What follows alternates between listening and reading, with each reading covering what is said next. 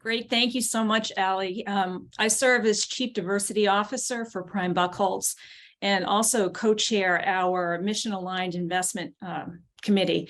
I did want to give a shout out to Rachel Rymaszewski, who is on this call. She is an alum of the Sustainability Fellowship program and actually joined our firm full-time after her fellowship ended, and has also served as a mentor to Jordan and Kenzie, who I'm thrilled to introduce you to today. They're certainly a couple of very talented students from the University of New Hampshire.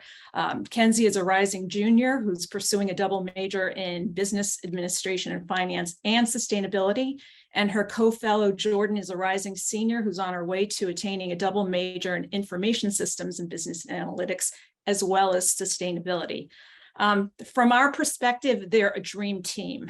In addition to having complementary skills, they're passionate about their work and have certainly proven to be intuitive, innovative, and undaunted in the face of a number of challenges.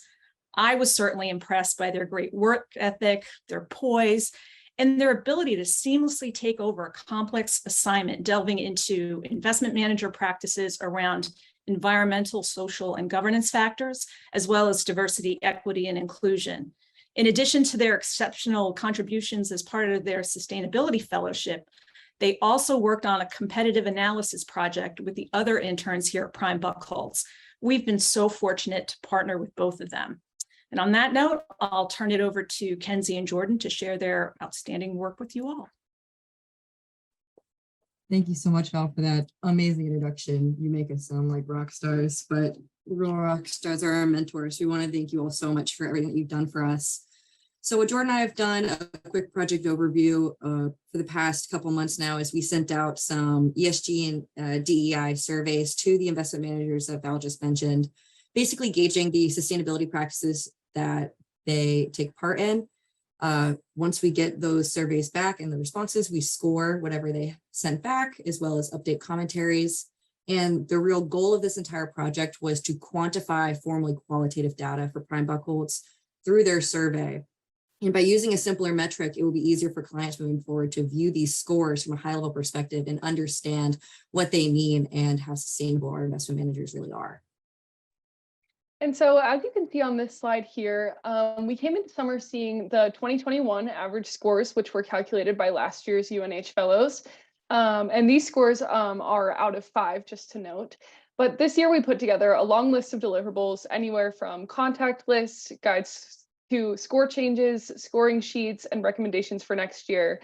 In addition to providing our deliverables, we were able to find some preliminary results of increased averages across the board for this year's scores.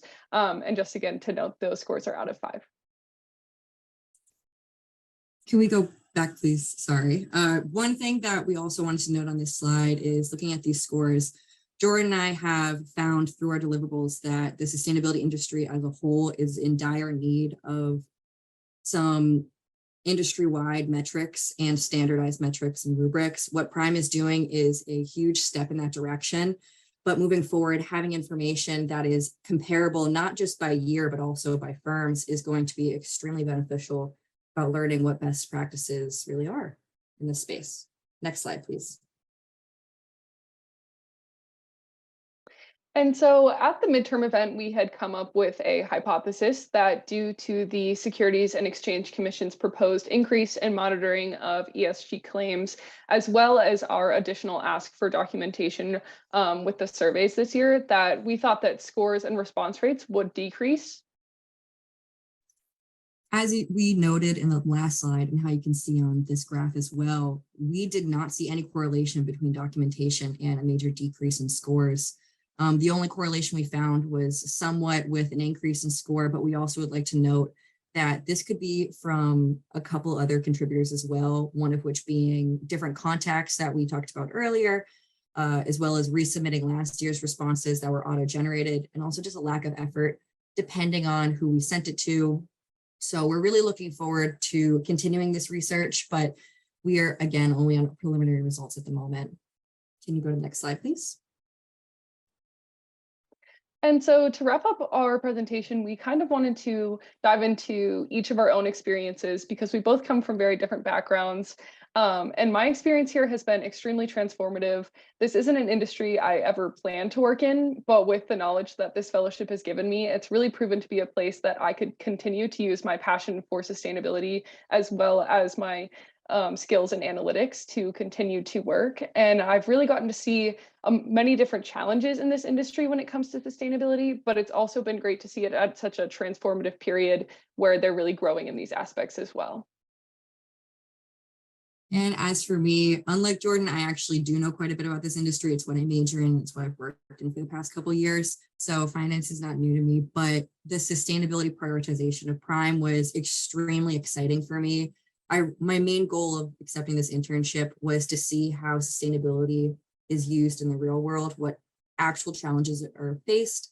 And the Mission Line Investment Committee has done an amazing job of teaching Jordan and I what realistically goes into prioritizing ESG and DEI in a firm. And so, as Jordan said, we're really excited about the transformative nature of sustainability moving forward and being a part of the future.